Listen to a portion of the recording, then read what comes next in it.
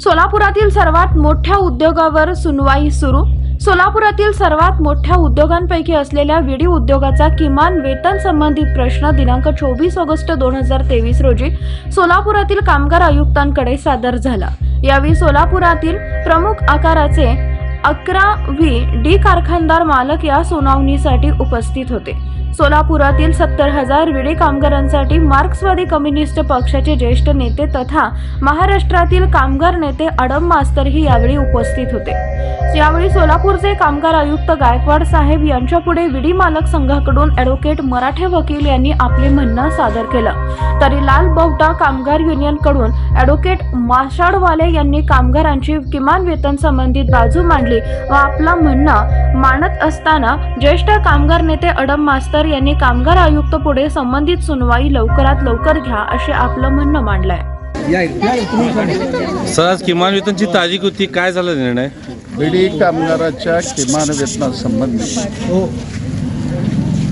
जवळजवळ गेले 10 वर्ष झालेलं आहे, GR निघालेला आहे।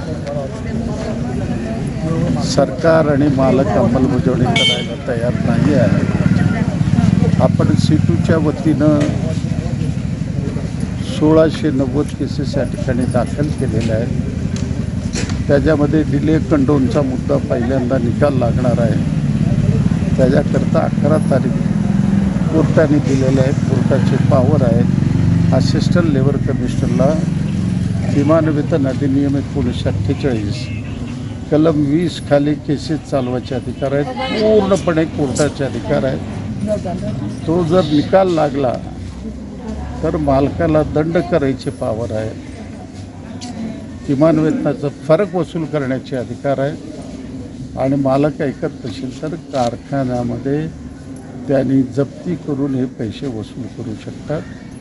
तर त्याकरता हे प्रयत्न आमचे चालू आहेत। पहिला डिले कंडोन होऊ द्या, त्याच्यानंतर मूळ अर्ज चालेल। या 4-5 महिन्यामध्ये या सगळ्या केसेस संपतील। ते हायकोर्टात जाऊ द्या, सुप्रीम कोर्टात जाऊ द्या, लाखो रुपये खर्च करू द्या। सीटू ही मजबूत आहे।